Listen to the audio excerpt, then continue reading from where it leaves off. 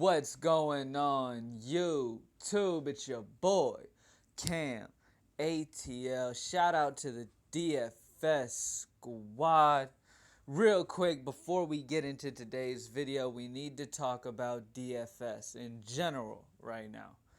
As you guys probably know, Texas is making their final decision whether DFS will stay or if it will go as of today. All right, they will be getting together and deciding our fate for us in Texas, literally today. No matter what happens with this situation, obviously, I hope it stays in Texas for everybody's sake. Texas is, I believe, it's the biggest DFS state. I mean, we've got the most players. We are a big portion of the DFS players in the United States that play. So Texas is a big deal for daily fantasy companies. You know, they need us. So, which is why DraftKings in mainly has been putting up such a fight to make sure they keep it there. So yeah, it's coming down to it. Obviously, nothing's going to change. Yes, I wish it was staying in Texas. If it does, awesome. If it doesn't, I'm sorry to everybody who plays DFS in Texas. That sucks. I'm in Texas, as you guys know. My whole thing though is I have family in Georgia. Okay, I have my brother in Georgia, and if they do end up taking it away, I'm going to be playing my lineups through my brother in Georgia. So pretty much it'll be the same exact thing. It's just he's plugging it in Georgia. So, I mean, nothing changes with me. Everything's the same going forward. Everything's good. Hopefully, you other DFS players that live in Texas have that type of opportunity as I do. Maybe a friend in another state or something like that you can have run your lineups for you. That would be awesome, man. But yeah, the fate for Texas is in the balance. Comment down below what you think they're going to rule. What do you think will happen here? Do you think the Attorney General will get his way and not have DFS? Because the guy putting up this fit in Texas, he matters. Okay, he's not just somebody who's like, I don't want it in there. I mean, there is a good chance that DFS is gone for Texas as of today, later on today. I don't know how soon it would officially go away for Texas, but I know that there is a chance that the final decision is a negative one for us DFS players in Texas. Okay, so like I said, if you play DFS and you play often and you're like you definitely want to be involved, then I recommend you try to hit up friends or family that do not live in Texas and have them put your lineups in for you. For me, nothing's gonna stop. I mean, my brother plays DFS too. I'm just gonna be having him put my lineups in his, and whatever I win, he can send it to me. So I mean, nothing's changing at all. I definitely recommend, like I said, for all of you Texas players to do the same thing if you can. If you have that opportunity, I definitely would recommend it. Like I said, though, I don't know how long it would be until they officially took it away, but the final decision will be made today. So fingers crossed, everybody say a prayer for it, everything. Whatever you got to do to give us a good chance, man. All right? Now that we got that out of the way, let's get straight into the NBA lineup. My NBA lineup for that, it says 2 games Tuesday, but it's really Tuesday and Wednesday combined. So here we go. Patrick Beverley at the point guard position, obviously. I feel like I've talked about these guys like every day because they're just the same 2 teams playing every time. So I feel like I'm going through the same spiel with every person. But obviously, Patrick Beverley can fill up the stat sheet in many ways. So those type of guys are just great for us DFS wise, and we definitely want to run them up. Eric Gordon has been getting some good playing time. I believe he started last game. So I definitely love Eric Gordon here. I gotta have him in. Jonathan Simmons has been very solid as of late as well, and it's a good matchup for him. Otto Porter Going against Boston, Boston struggles against small forwards. Otto Porter has been very, very solid. I love Otto Porter here. Al Horford. Al Horford played those 2 games in Boston. He played amazing. And then on the road, his production level went down. I expected to spike back up back at home. I battled here between John Wall and James Harden. Honestly, you guys can go either way with it. I feel that John Wall has the better overall matchup when it comes to who's going to be guarding him than Harden has. I mean, Harden's going against a much harder defense in San Antonio. They are a very good all-around defense. Okay? James Harden is facing a much better defense all around. Wall has had his way with Boston multiple occasions. He has crazy upside, just as much as Harden, if not more, with this matchup. So that's why I have Wall there. But if your gut's telling you to run Harden in that position. Markieff Morris going against Boston. Boston struggles down low in the rebounding department and against big men in general. Markieff Morris should really get it popping in this matchup. Marcin Gortat has been the most consistent player in this whole series. Like, the guy that I didn't expect. He was very up and down throughout the year, and then playoffs hit, and boom, something just goes off, and he's super consistent through the playoffs. Every single game getting 30-plus Draftkings points. So I absolutely love Gortat, man, and he is locked in. And that's it, guys. I got Patrick Beverley, Eric Gordon, Jonathan Simmons, Otto Porter, Al Horford, John Wall, Markieff Morris, and Marcin Gortat. That is my NBA lineup that I will be running.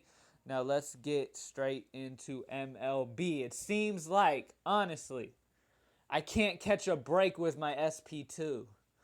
I cannot catch a break with my pitcher. The last 2 nights in a row that I have not won anything. Last 2 nights, little mini slump. It's because, and the only thing that's keeping me from cashing is because my second pitcher, my SP2, isn't doing shit.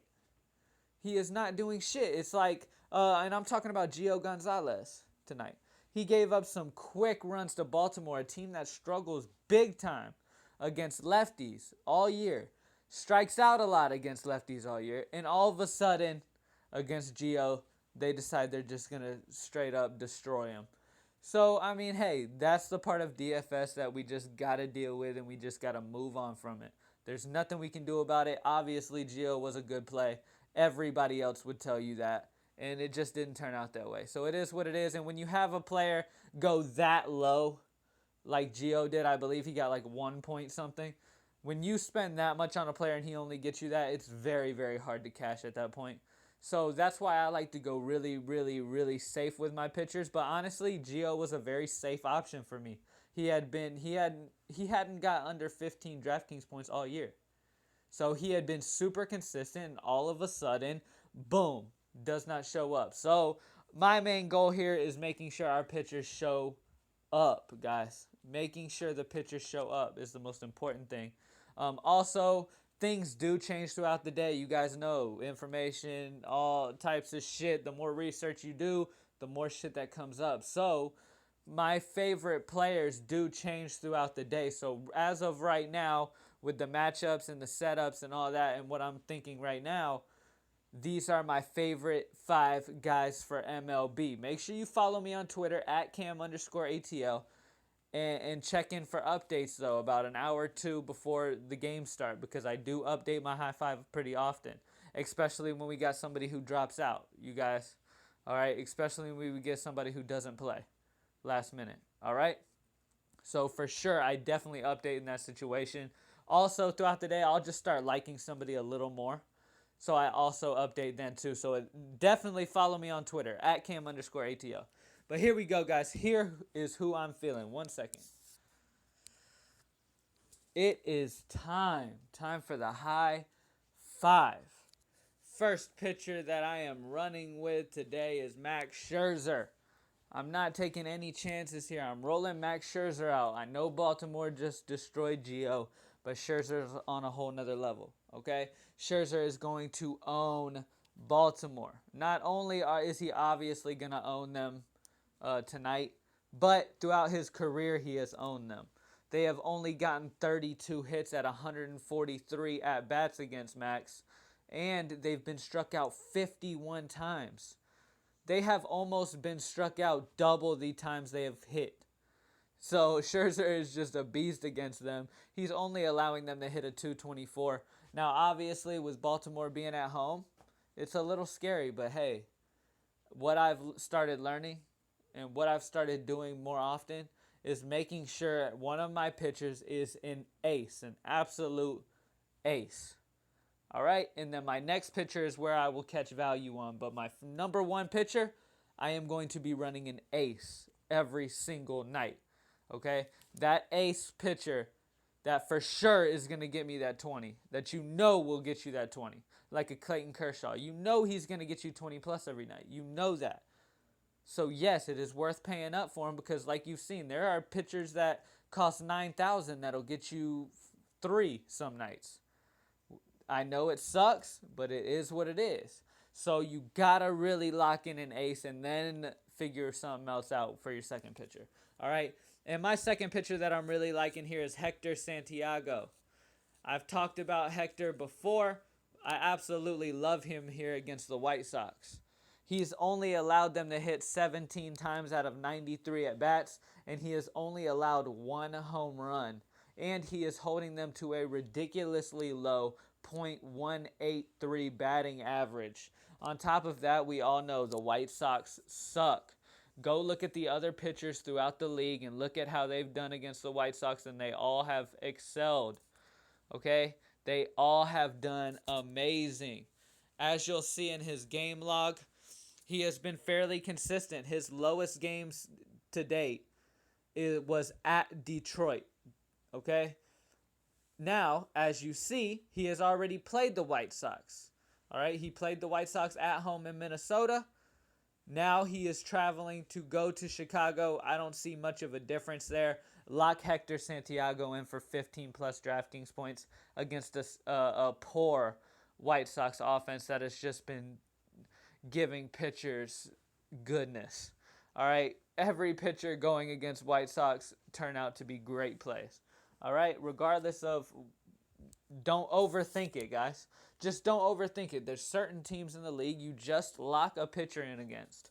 And the White Sox are one of those teams that you definitely want to play pitchers against. I absolutely love Hector Santiago. I realize they're in Chicago. Yes, I realize it. But Hector is a solid pitcher. He has been fairly consistent. And I just don't see him being one of those guys who's going to get you those type of points like Gio did. Okay? He's not going to totally bust out, especially against a White Sox team. At least against Baltimore, you can kind of see it in the hitter-friendly Orioles field, in the hitter-friendly Oriole Park, okay? And they're at home. So, I mean, yeah, you got to look at it there, but hey, you can't overthink it. Lock in Hector Santiago going against a poor offense, and he will get you what you need. All right? Next up, starting off at the second base position, I gotta go with my main man, Starlin Castro. He got the night off last night. He should be coming in fresh, and he has been hot at the plate. I mean, absolutely hot at the plate. And he's going against Adelman, who is not a good pitcher. He's been giving up a lot to hitters, all right? And this is a hitter-friendly Cincinnati ballpark. Run up Starlin Castro. He is going to have a good game. And at 3,800, he is a steal. He belongs over 4,000 by now. All right. Next up, at the third base position, Miguel Sano.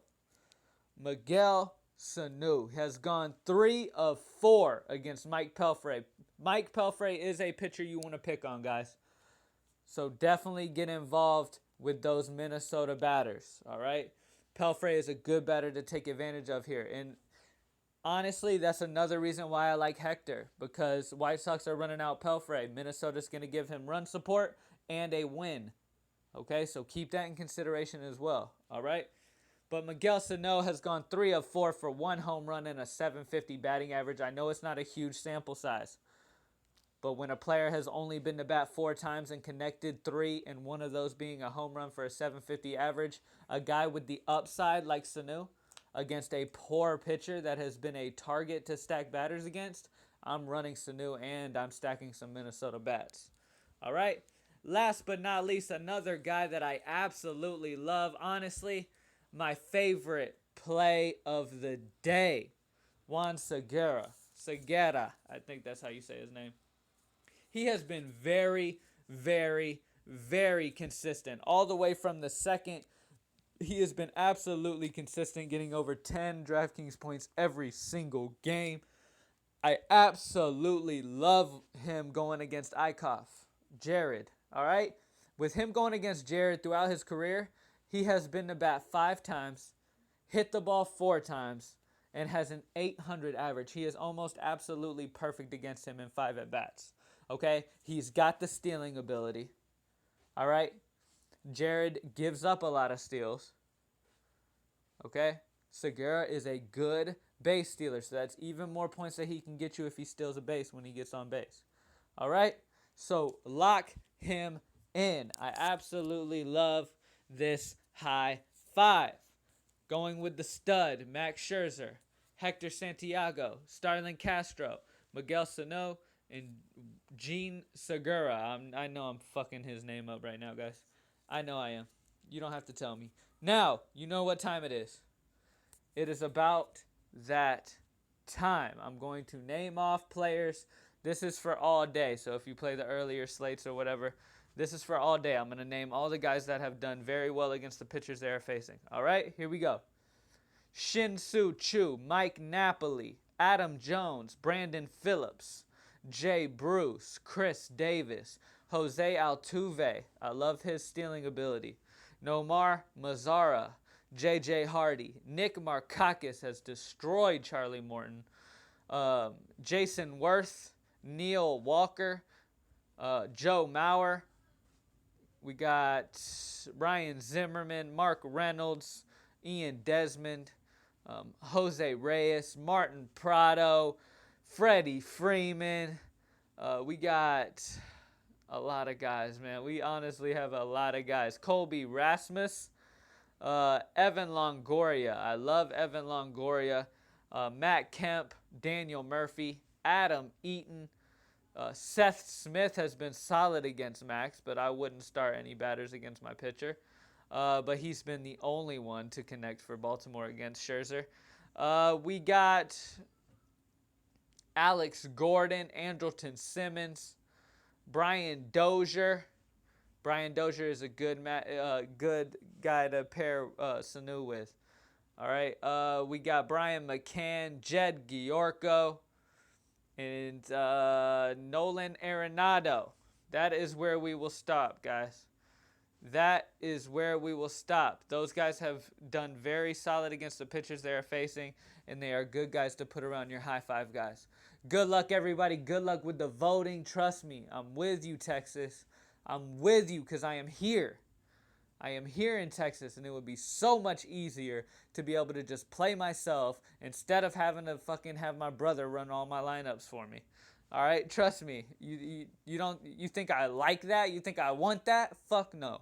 So I'm on your side. I'm sending good mojo y'all's way. Hey, maybe the Attorney General listens to our channel. And if he does, he needs to pass that shit, man.